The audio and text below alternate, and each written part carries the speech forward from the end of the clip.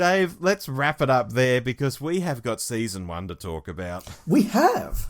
Yeah, now, as we said at the start of the show, this was voted by you, the listeners, overwhelmingly so, for us to talk about season 1, not series 1, season 1, which ran from November 63 to September of 1964. My God.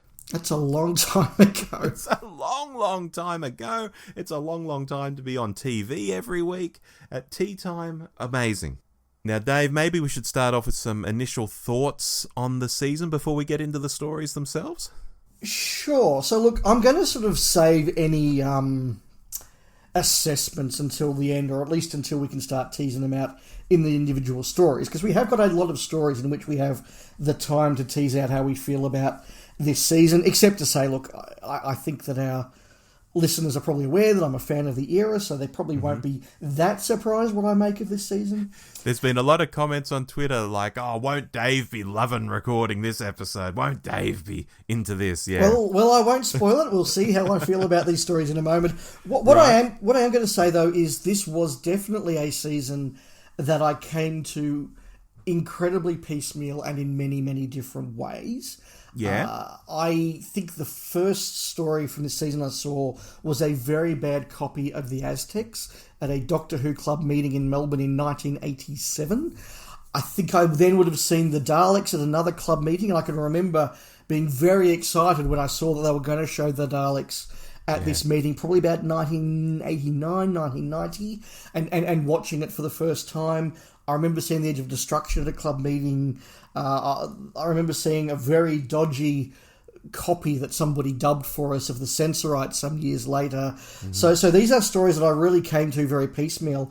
And it's not a season I've really before taken the time to watch the whole thing from end to end, because that is quite an undertaking. So it was very interesting to see it done in that way.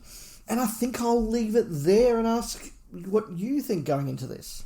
Well, to riff on what you were saying there, I'd say the first episode I saw of this season isn't actually in this season, because it's the pilot episode, the genuine pilot episode that never aired on TV. That was the first Hartnell I ever saw, Dave. I think that was a story that I heard before I saw it, because there were obviously a number of these stories that, as I've discussed before, back in the 80s, the local Doctor Who club had an audio department where they had dubs of the various stories rather than videos. And so I think the pilot I did hear before I saw it, when it came out on the Hartnell Years tape. Right, okay. Yeah, well, I saw that at a local club gathering, probably at the same local club gathering. I think we saw Edge of Destruction. So I think the pilot episode and Edge of Destruction were the first I saw. And then, again, it's piecemeal. I saw these all over the place, and some of them not until they were on BBC video in the 90s. Yes, no, absolutely. So, and in the case of the Reign of Terror, I'm sure we'll discuss it when we get there, but I didn't see the animation of those episodes until they were made only a few years ago. Yeah, exactly. I will add, though, that this is a season I don't watch all that often. I don't reach for black and whites a whole lot. And not because I don't like them, Dave. Some of my fondest Doctor Who memories are of reading these stories as target novels, for example. And I really love history. And the Hartnell era is chock full of historicals and all of that. So it's not some issue with any of that. It's not an issue with them being in black and white, because I happily watch black and white film and black and white TV shows all the time. It's just more that when I have a chance to watch Doctor Who, and it's a rare chance that I do, I go for comfort Doctor Who, and it's often stuff from when I was becoming a fan, like it's Colin or it's Sylvester. It's not even Davo. I mean, I love Davo, but I tend to slip on Colin and Sylvester. So this era is one that I don't go back to a whole lot. So it was really great that listeners said, go and watch season 1, Rob and Dave. And I had to go and watch it in order.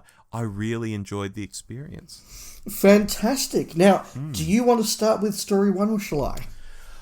Look, I'll rip in, Dave, because we need to get this out of the way, that this is where it all starts. And yes, the first episode is fab, but the rest of it, not so much. I mean, the cliffhangers are good across the entire story. You've got the caveman shadow, I guess, on the TARDIS at the end of part 1. You've got, they're trapped in the Cave of Skulls at the end of part 2. Yes, they've all been split open. Yes, and I particularly like the end of part 3 where they're going to get back to the TARDIS and then suddenly they can't. Their way to it is blocked. That's all really good stuff, but in between, just the machinations within the tribe and wanting to make fire, it's all a bit boring to me, to be honest.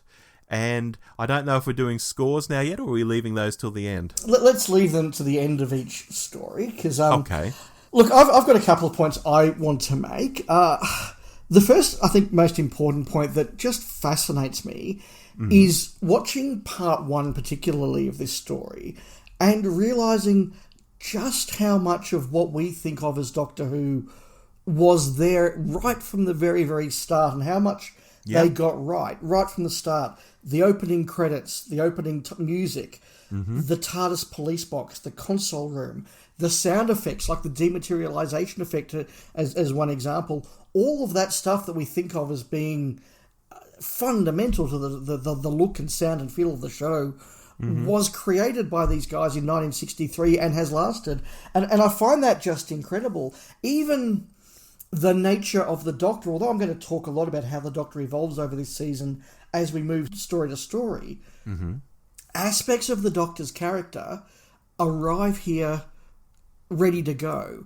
Other aspects are shaped and evolved over time, but the Doctor is a recognisable character in An Unearthly Child, and I find that really, really fascinating. Look, conventional wisdom about An Unearthly Child is probably quite similar to what you just expressed, which is that the first episode's absolutely staggeringly amazing and the other 3 are terrible. I will agree that the first episode is staggeringly amazing, and it's a really mysterious piece of television that's been done in a really effective way. And look, the other 3 aren't as mind-blowing as that, but I do find them very, very positive, because what I see in that story is a 4-episode story about how we got the gang together. And you need to have that movement from who are you, why are you in my ship, I'm kidnapping you, through to fear makes companions of us all. And that sense of, well, we've all got to work together to survive where we are. I think that actually works really, really well. I think that there is some interesting characterization within the tribe there. I think it looks pretty good. And watching it again for this, where I was really making a point to watch it, not to sort of, look at the phone or look at an email or make dinner while it was on. As we said before, when I watch stuff for the podcast, I watch it. Yeah. And remembering that the direction on this is not people cutting a whole bunch of film together with all the different takes and all the different shots and all the different angles to make a piece of television. It's a director saying to the vision mixer, scene, change, scene, change. And somebody with a great big lever switching from camera to camera. And as he switches from camera A to camera B, camera A is moving around to where the next shot is, and then it gets switched back to camera A. And we're watching one take from multiple angles, all being mixed in the camera as they go. I mean, that is a remarkable achievement. Yeah, and I think even Doctor Who fans who tend to know more about how TV is made than fans of just about any other show, even a lot of them wouldn't know these days that that's how it was done. So I think you bring up a really great point there. It was an amazing achievement. You think of modern shows like 30 Rock, when they would do a live show and they'd be rushing from set to set and cutting from camera to camera. It's like that, except they were doing this every week for the best part of a year. Oh my God. Yes, and that does lend a level of authenticity to the performances, particularly I think William Hartnell's performance, when you see this conversation and it's one stream of speech from angle to angle. It's really, really effective. So for that reason, I am giving An Unearthly Child a B+. Okay, that's including the other episodes, all the episodes? The whole thing, the whole story. The whole thing. Ooh, if I had to split it, Dave, I'm giving it a 5 out of 10 if we're talking about the whole story, or an 8 out of 10 if it's just the first episode. I think both of those scores are a little bit harsh.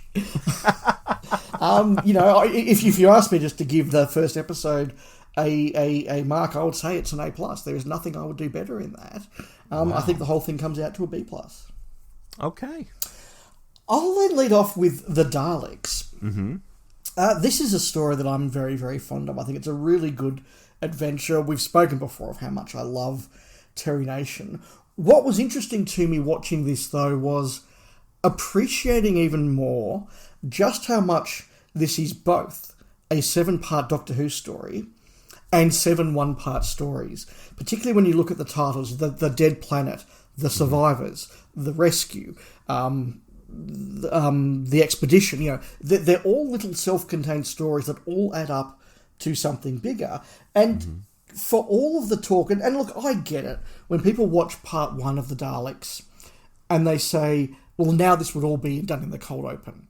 And you go, look, yes, you could do all of that from the TARDIS isn't working through to let's explore the city in a cold open. I get that. Mm-hmm. But what we would lose is just that wonderful atmospheric exploration of a dead world.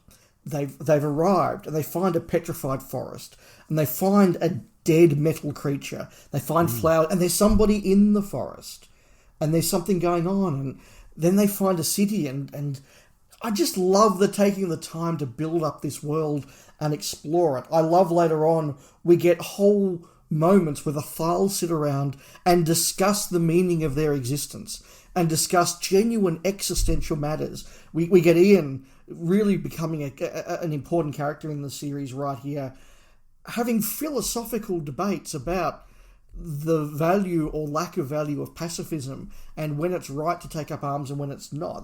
That is explored in a way that it wouldn't be done otherwise, and it's all done within this remarkable production. The design of the Daleks, the model work of the city, the design of the petrified jungle, that shot of the Doctor and his companions looking down at a giant alien city is just, for 1963, staggeringly good. And that's before we go into a swamp done in a tiny television studio with great big monsters and mountains and crevices, canyons. Like, I'm just amazed at how effective and good this looks whilst telling a good adventure.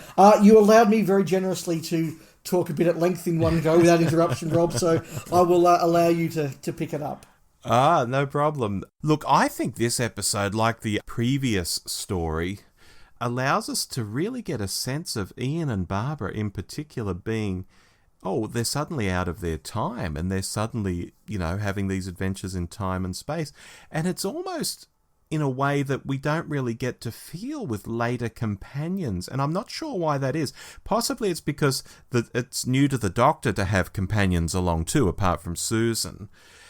And everyone's sort of feeling their way. And I find that really fascinating in the previous story and this story. It feels very realistic, and it's a shame in the modern era we don't pick up a new companion and really have the same sense of them being just so amazed that they're out of time. Companions are almost too cool for school now. Like, oh yeah, the TARDIS is bigger inside, great. Oh yeah, we went back in time, great. I met William Shakespeare, great, whatever. Yeah. This sort of gives us a different sort of feel, which I really like. But I'm going to... Sorry, I just want to expand on one point there while you're mentioning it, which is that conversation that they have, Ian and Barbara, where Barbara finally accepts that they're on another world. And she's in her mind, she's like, it could be Earth, it could be... No, we're not there. And Ian's like, no, I know we're not there, but... we've just got to accept this. That is such a human thing, and you're right, we don't get to see it with most companions. No, that's right. Now, having said all that, I'm going to commit heresy here, Dave, because I don't think the Daleks is that great. I do think it's too long. I wouldn't chop down the first episode, though. I'd let the mystery play out. But some of the other episodes, maybe, I'd trim a bit. The Daleks aren't very dynamic, being stuck to the city like they are in this one. There is a lot of wandering around and talking. The flip side of that coin is you saying, oh, look, they're debating, when do you take up arms and fight and all of that sort of stuff. So I'm sort of looking at the other side of the coin here. Conceptually, it's interesting, though. What's happened in this place is interesting. And the Dalek design is amazing to this day. And yes, it kicks off the whole Dalek thing. So I get why people go on about this story, but it's never really genuinely thrilled me all that much. And I sometimes wonder, do other fans feel this way? Or am I the Lone Ranger on this? Sometimes I feel like the Lone Ranger. Look, I've certainly heard feedback over the years that this is a great 4-part story followed by a weaker 3-part story. I disagree, because I watch it and I feel for it as 7 1-part stories. Okay. And yes, you could do the escape in 5 minutes if you wanted to. And let's face it, the movie did. But that to me was one little adventure. So I find it really interesting, and I find that it works really, really well in that sense. You're right, the Daleks here are not the Daleks we come to see. This is the Daleks designed for a one-off appearance, and they do have to be reinvented later on. So I get what you're saying there. The final point I just wanted to make is we get some really unusual cliffhangers here, because they're not what we've become used to of these real sort of moments of peril. Theme crashes in. They're very sort of thoughtful moments of, okay, where's this coming next? I love the whole idea of Susan's not actually in peril, but she knows she's got to go back through the forest, and if she doesn't, her friends will die. Fade to black. I love this idea of they've now escaped from their prison cell. Are they going to escape from the city as a little claw comes out from under the cape? Fade to black. I think it's really, really effective. So look, I'm a fan of this one. What's your score? I'm going with an A. I'm going with a 6 out of 10. Oh, that hurts. That hurts. Things are going to pick up, Dave, don't worry. Well, we've got The Edge of Destruction next, Rob, so what did you make of that one? Well, actually, things might not pick up here. Earlier, I told the story of seeing this at the local fan group, and probably a year or two after that, around 88, 89, the novelisation came out, and I read that and really loved it. And it was probably 5 years, maybe 10 years before I went back to the show itself. And I had these memories that, oh yes, I've seen this and I've read the novel and it was great. And I was really surprised at how I actually didn't like it as much as I thought I did. And I had that sort of feeling this time around as well when I came to it. I mean, the basic story is there that I remember from the novel, but the acting is really wooden and very stage play-like. I mean, we talk about these things being done like stage plays in general, but this one, it's really wooden, really stage play-like. Did they rehearse this one at all? It's an interesting premise, but when you actually watch it, it's not the best. So something that I kind of loved as a novel, I really didn't like rewatching it again now. Dave, the acting in this, I can't get around it. It's really interesting you say that. I know that the director changed halfway through this story, and given it's only 2 episodes, that means that each director didn't do a lot. I think this lurches between the cringe and the brilliant in equal measure. But carried over that, as you said, is a very strong premise and a very strong story. I think this is an important thing that the series needed, because it starts to establish a bit more what this machine is, what the TARDIS is, how it works, the power that it has, I think is really important.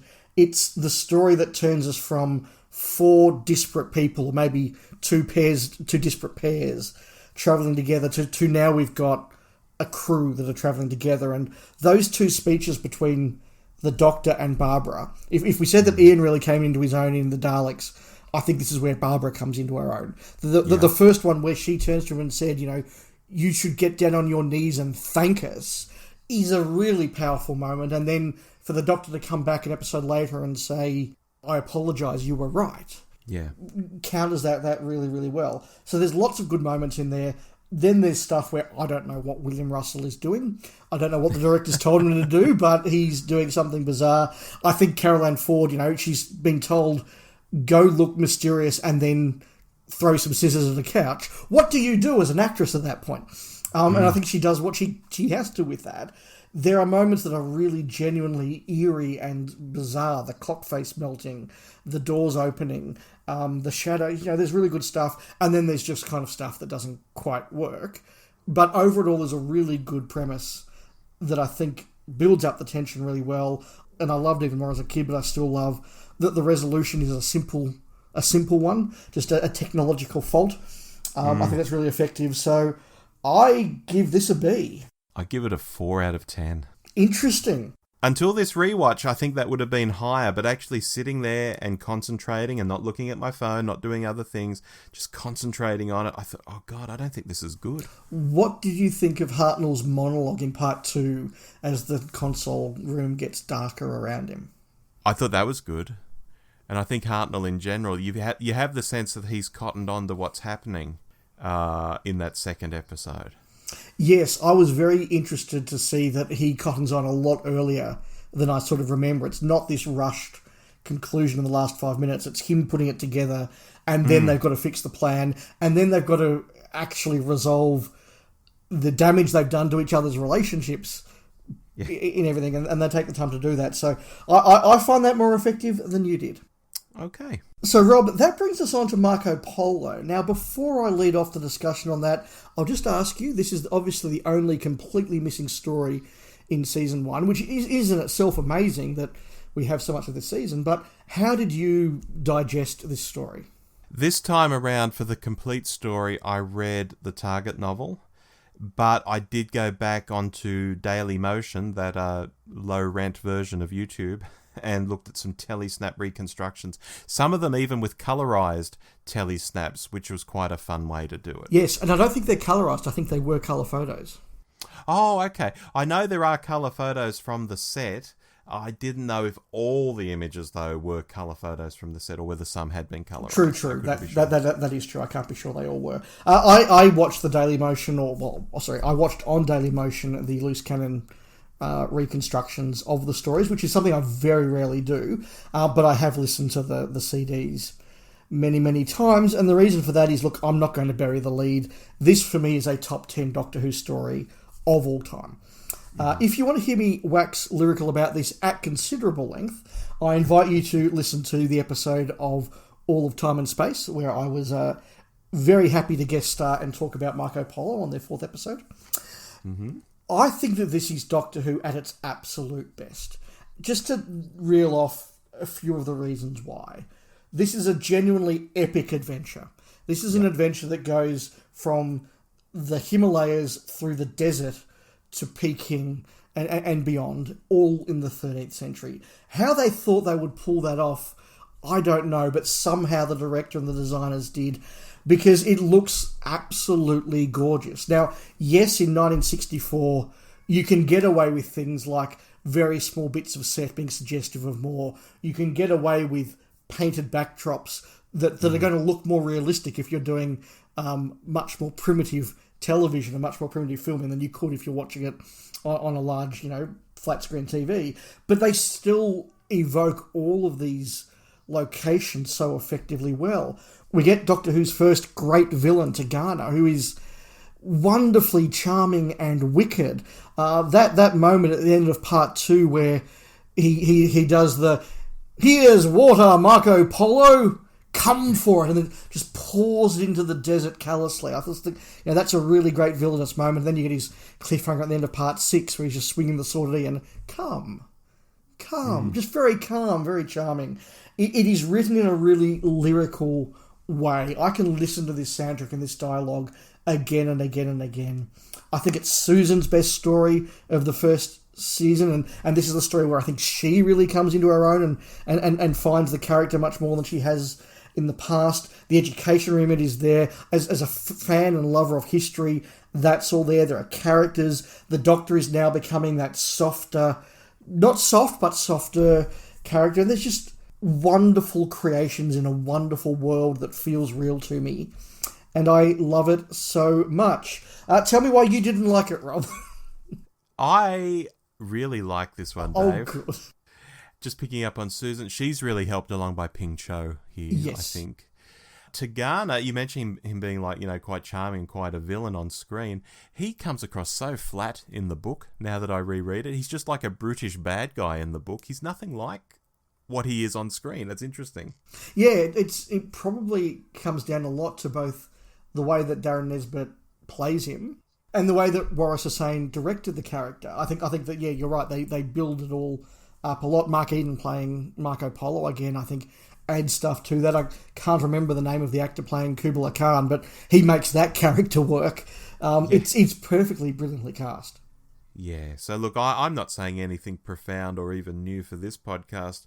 When I talk about this one being the lost story, I think I'd probably most like to see, or at least see an episode or two from. There's been a rumour going around that some episodes are being held to ransom in the Middle East, and this is one of them.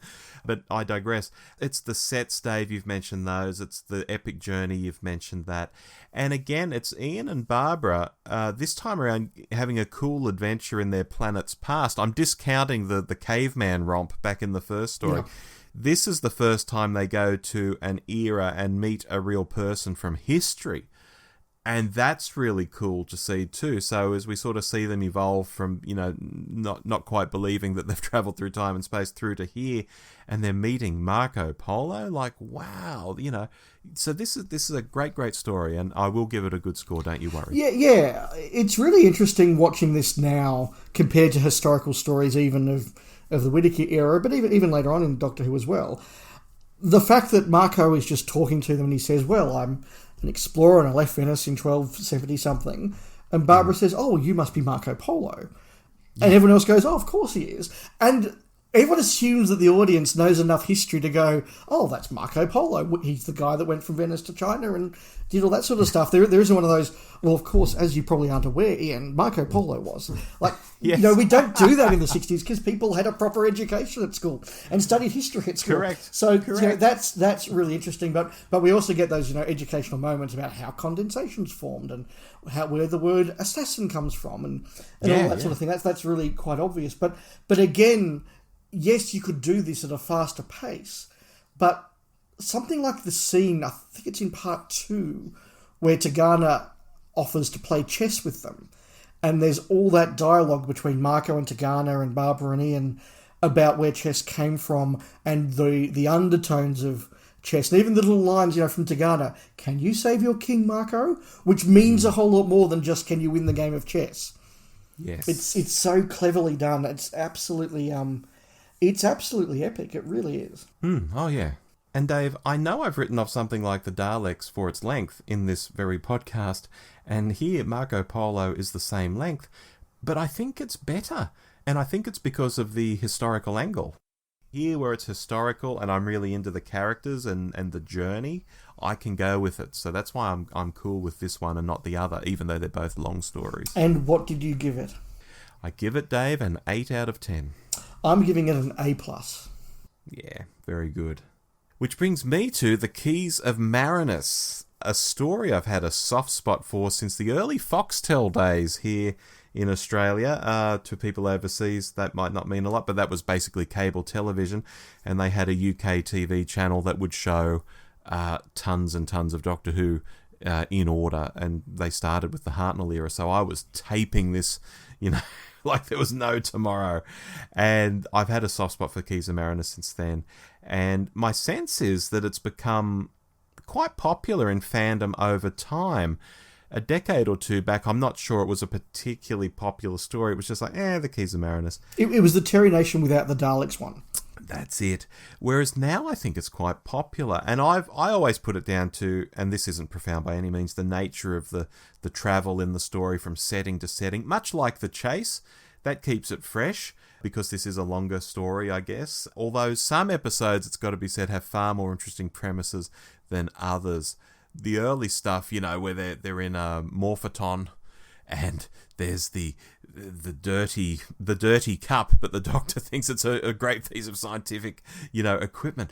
That's all really fascinating stuff, and only Barbara can see the truth, and all that's good. The stuff with Ian on trial, I think, is very, very good. But then you get to an episode like the Trapper with his furs and the ice caves and all that, and I'm not really into that episode. So it does have some ups and downs, but overall, I think this is a pretty good story. I quite like it.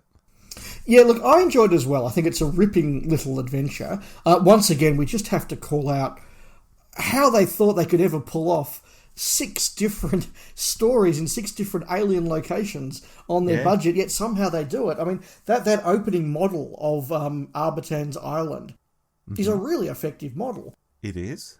And they get to do a whole lot of really good stuff. Look, not all the effects work. I think the Barbara completely fails to smash up the Morphoton brains at the end of part 2. Yes. That's quite funny. Interesting which episodes you said were the weaker ones for you. I agree the Morphoton episode is probably the pick of the bunch. But I really like the Ice episode. I think Vasor's a really nasty villain, and he's quite avaricious and quite villainous in a very simplistic way. And I kind of like that imagery of the frozen warriors and the wolves on the tundra and everything. I think that works quite well. The plant one, I think, just basically barely justifies its length, but couldn't go any longer. I like Ian on Trial, but I think the fact that goes for 1.5 episodes does outstay its welcome a little bit.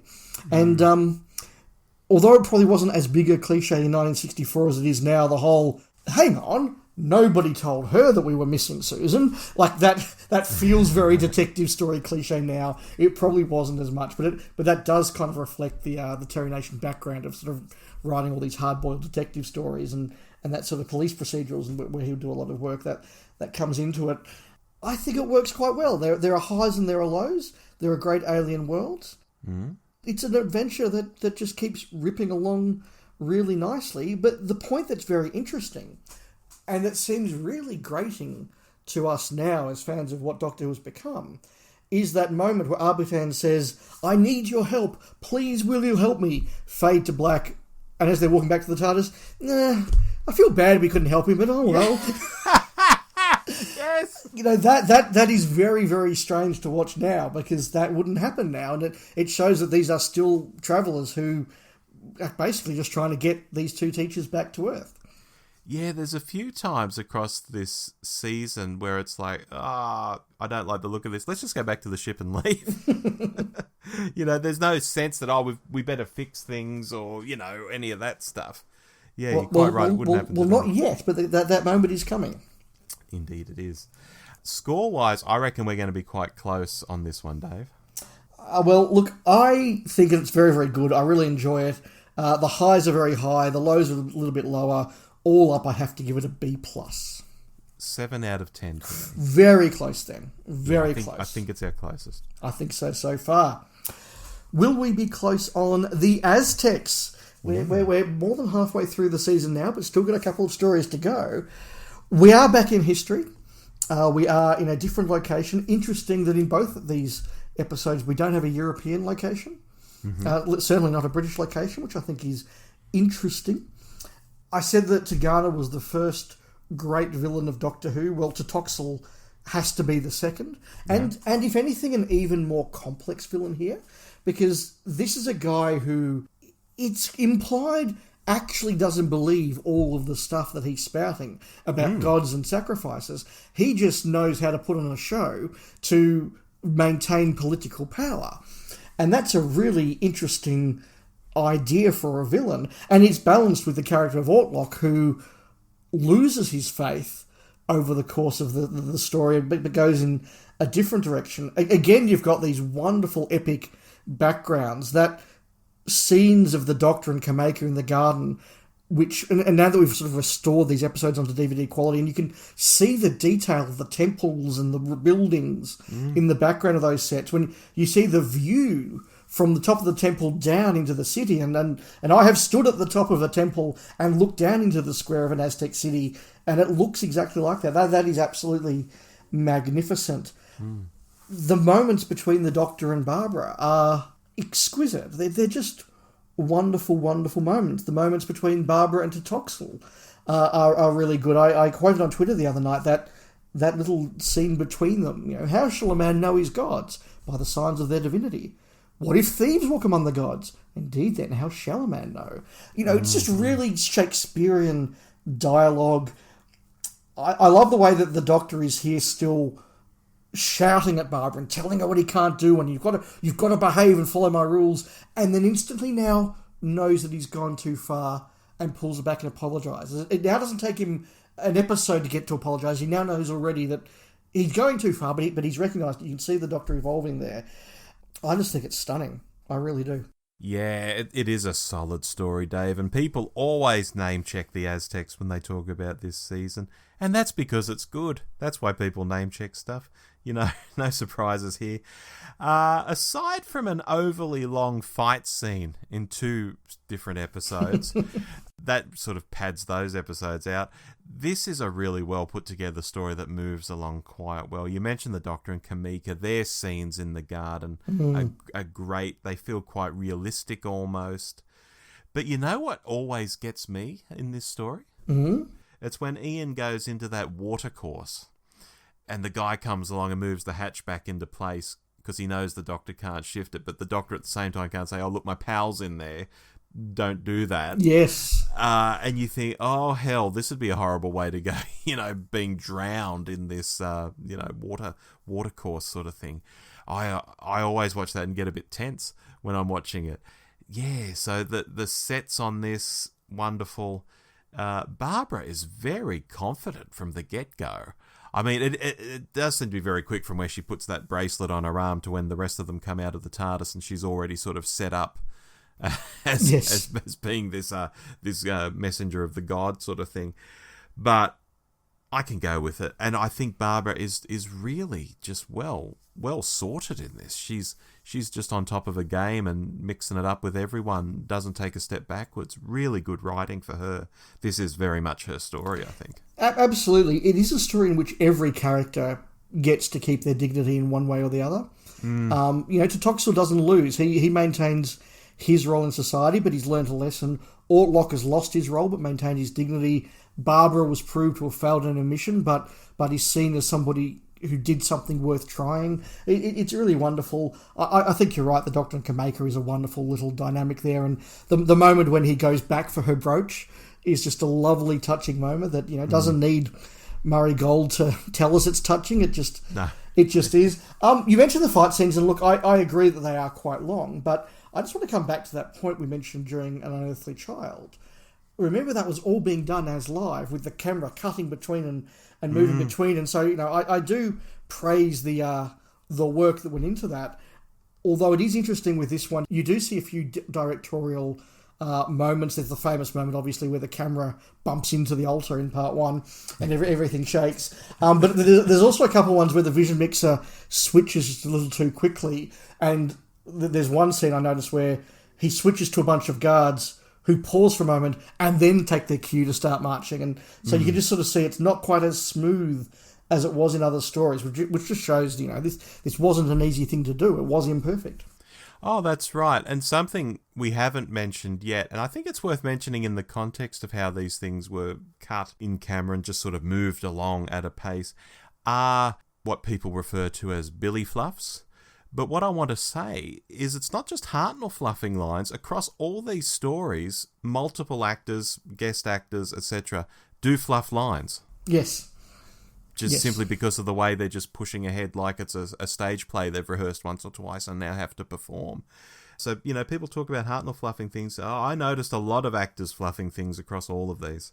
Yeah, absolutely. No, that's very true. Rob, no shock. I'm giving this an A+. What about you? 8 out of 10 for me. 8 out of 10. Not quite perfect for you, perfect for me. Yeah, not quite perfect, but pretty damn close. Pretty damn close. How close to perfect did you find the Sensorites, Rob? Well, Dave, let me start off by saying I think this is the snoozer of the season.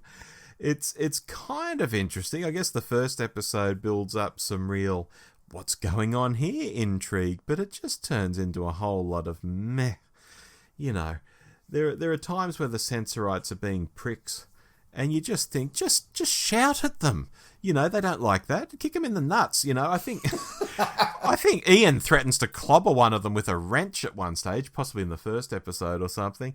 And I'm like, yes, more of that. They're so hopeless. Just smash them. Grab the TARDIS lock. Move on. This could lose 2 episodes easily.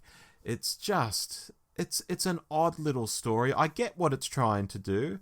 I get that they're an interesting race in some ways, but I find them very frustrating to deal with. Like I say, just shout at them, just, overwhelm them. I don't know why they don't do that. I guess they've got to fill out the episodes, I guess, but yeah. Not a favourite episode of mine. Interesting. I agree this is weaker. I don't think it's the weakest story of the season. I agree that it has its faults, but I'm actually the opposite in that I think this story gets better as it goes along. Oh, really? The first 10 minutes or so is quite interesting as they're exploring the ship and trying to work out what's going on, but I think that stuff on the ship really does drag and doesn't set us up for an exciting adventure. But as they get down to the Sense Sphere and the other plots start to get involved, who is poisoning the aqueducts? What are these monsters in there? What is the plan of the city administrator? How is he going to try and depose the first Sensorite?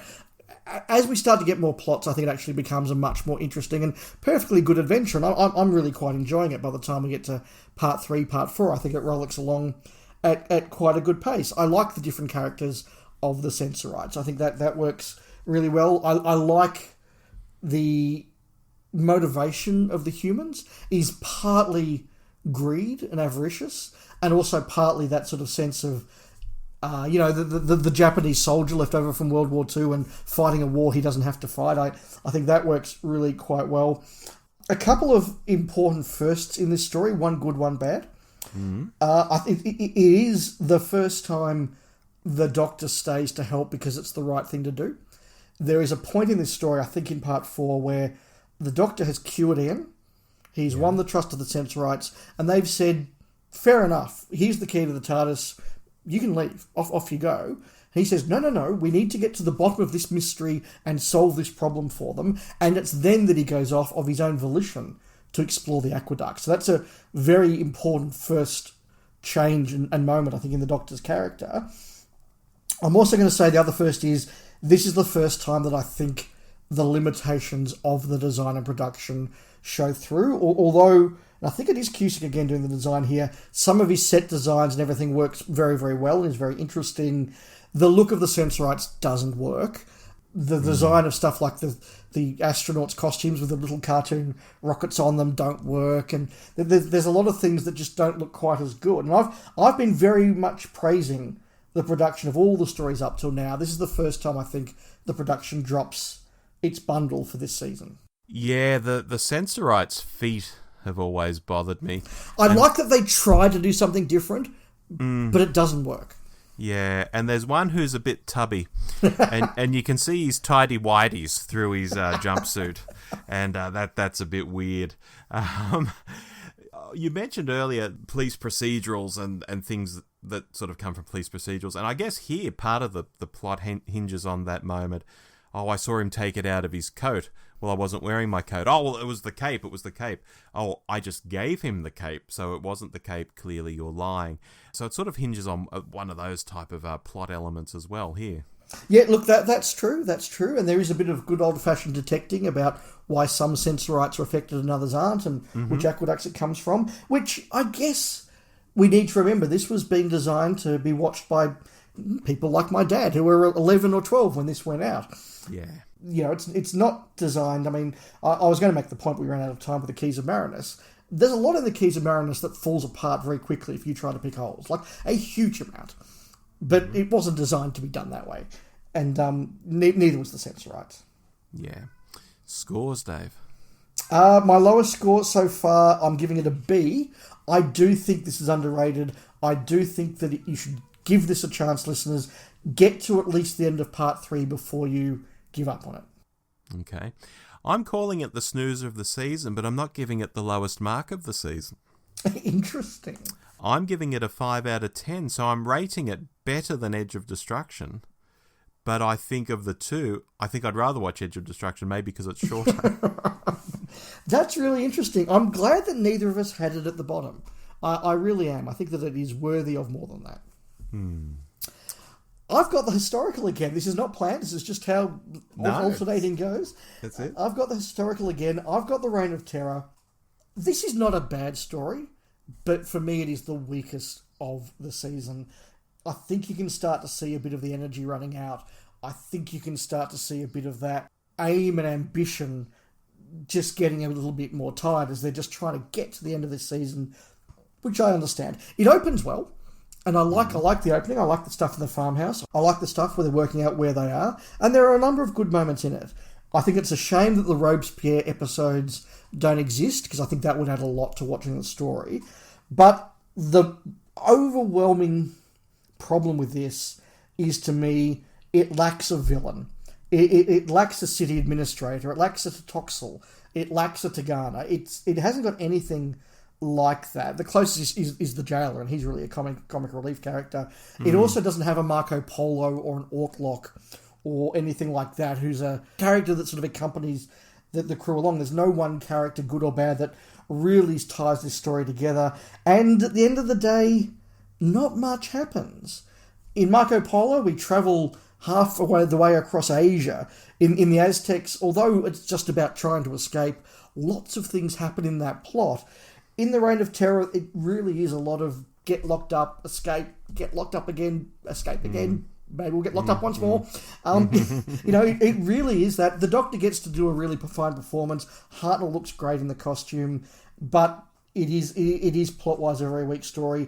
And look, I've said Susan's had some really good stories here. I think she's great in Marco Polo. She's great in The Censorites. She is woeful here, and I wonder how much of the derision of Susan is actually vested in this one story. The moment where she's like, no, I don't care, I'll go get guillotined because I've got a headache, whatever. And that's just... that's pathetic. I've gone to work with a bad headache, and I would certainly run away from the guillotine with a bad headache. It doesn't work. And then oh my God, leeches. I mean, come on, pull yourself together. Yeah. That is weak. Good story for the Doctor. Some nice designs, some nice ideas, an interesting part of history, but a poor plot. Okay. I acknowledge this is a lot of running around and being captured and escaping and not being entirely sure who's on whose side or all that sort of stuff. But I think the setting is what sells it to me. Okay. I might not be as interested in the setting as the First Doctor quite conveniently is. But I like this era and the Napoleonic era that follows it as well.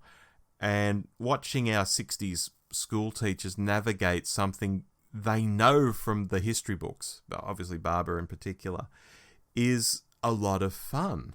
Speaking of history books, though, the history is a little wobbly in this one. It is a little wobbly. If you sort of look at where Napoleon was in that moment and the role that Paul Barras had at that moment, it's not the most historically accurate, no. No, which is interesting for a show that's trying to be educational and teach kids stuff. That's true, although... It goes off the rails here. That's true, although I guess it's worth noting that the depiction of the fall of Robespierre is quite accurate and actually surprisingly graphic now. That we see the results of him being shot in the jaw. They show that on the screen, which is accurate and disturbing. So I think... Well, from the sounds of things, definitely. I like this more than you, Dave. I think it's just this era in history. And maybe it's because, I long for the massacre to be returned. So maybe I just have a hankering to see stories set in France of a few hundred years ago. And this just fills the gap for me or something. I don't know. I will mention, though, Billy on the chain gang and then whacking that guy over the back of the head. That's quite good. Do you like that bit? Yes, I think it's actually... people sort of pull it out as, look at how violent the Doctor is here, the Hartnell Doctor. But it's done with this real twinkle in his eye, and he's loving it. He's loving it, but it's also done in that real Doctor way of turning a baddie's vices against him and turning this guy's greed into a weapon against him, which is actually, I think, it's more than just braining him with a shovel. Yeah, I mean, he steals that money, and at first I thought, oh, well, what he'll do here is buy them out. He steals the money, then he'll give it back to the guy and buy them out, and they can get off doing the work. But he goes to such lengths to sort of bury the coins in the dirt and all of that, and then pretend, oh, there's coins here in the dirt, and as you say, use the guy's greed against him. Very clever stuff. Yeah, there are many, many good parts, and I think that being the weakest story in this season is the weakest of a really good bunch. There is a lot to commend it. I do repeat, I think, if episodes 4 and 5 existed and we could really see properly, and look, the animation gives us some idea, but it's not the best animation. But I think if we could really see the Doctor and Robespierre together, that may have solved the history act aspect of it a little bit more. But even so, look, the very end of it, where you get that sense of the fall of the concierge and the fall of Robespierre, it's still pretty impressive. It is. I'll comment, though, that I think the animation is better than some of the current animations we get. Oh yes, absolutely. You know, it's got beautiful shadows on the face, and I don't know if they've rotoscoped real actors, but some of the movements look almost realistic. Yes, although some of the direction is obviously not true to what they shot at the time. True. Rob, I'm giving this my lowest mark of the season, which is an average C+. I'm giving it a 6 out of 10. Oh, I think that may be our closest. Yeah, I think so. There you go. Well, we met perfectly at the end. Look, we actually haven't been that far out of sync. You're a little bit down earlier than I was, but overall, I think we've both enjoyed it. Do you want to go first with some closing thoughts? Yeah, Dave, I think this season is solid. It has the misstep for me of the censor rights, and the Edge of Destruction feels a bit amateur hour. But for something that ran on TV, as I mentioned at the start, almost for a year, every Saturday night, I find this an extraordinary achievement in general.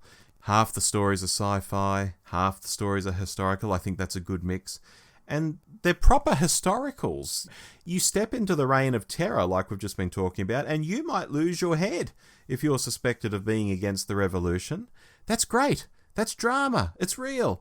It's not, Robespierre drank this wine and it had an alien organism in it and it took over his body and it fed on fear. So he had to start signing off on killing all these people to ramp up the fear, to keep the alien organism happy. You know, that'd be the 2022 version of the Reign of Terror. I don't understand why once in a while we can't do proper historicals anymore. People come up with all these reasons why we shouldn't, but I just find it weird that a show that celebrates we can do anything we like, well, except pure historicals, but I'm going down a rabbit hole there. Well, just let me join you and add Sure. that I agree. And the Aztecs is another really good example of that. Tetoxl is a intelligent, cunning, clever villain in his own right, and just because he's from 400 years ago doesn't mean he's as wily as any villain from the modern times. And one misstep by the crew there, and that's the end. It doesn't need more than that. Exactly right. And you don't want to do this every week. Indeed, you might not want to do it more than once a series in the modern era, but I think we could do it. Yeah, I think so too. Anyway, I think you see after watching season 1 that Doctor Who does have a lot of things already in place. You mentioned that earlier, like the look of the TARDIS is just iconic from the start. And, certain sounds, the way the Doctor acts, and so on and so forth.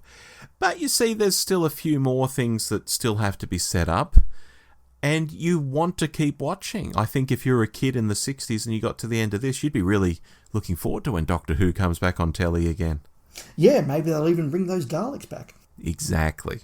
Look, Rob, it's no surprise that I loved watching this season again. This is some of my favourite Doctor Who.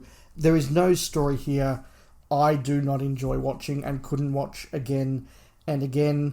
Why is that? Because we have 4 really great regulars. Hartnell is in command from the moment he first walks on screen. He is the leader of this show. His character evolves, and we see the twinkle in his eye slowly work its way around. We see him coming to accept Ian and Barbara as the show goes on. And that's really, really clever and really, really effective. Look, William Russell and Jacqueline Hill are fantastic, and they are equally worthy of the Doctor. Susan has great stories and weaker stories. I get that she's the weakest of the 4, but when she's good, she's still really effective. We talked about Marco Polo, where she gets to be a teenager, acting with another teenager, but still adding those moments of mystery. Still talking about what it's like on her home planet and how she is. That's really, really effective. But more than anything, the reason I love this season is the ambition and the adventure. Whether we're wandering around the dead planet of Skaro, or Cathay in the 13th century, or the Aztecs, or exploring Marinus, it's always interesting and new and different. Visually, it's so cleverly done and so well done. This is not cheap and nasty television that we sort of have been told that Doctor Who in the classic era was. This is cutting edge television for its time, written by serious writers used to writing for the stage. It takes the time to tell a story, and I just love immersing myself in these worlds that it takes the time to create. I get that modern television can't be like this. I think that's a shame, because I just love this so very, very much. Would it be better in colour? And don't think of Marco Polo when I ask that. Question without notice. Probably not. I think that a lot of the effectiveness of the ambition does rely on that black and white small picture. That's the nature of the television they were making at the time, and it works really well. They get the best effectiveness out of that. Yeah, agree. All right, so that was season 1, again, as voted for by you, the listener.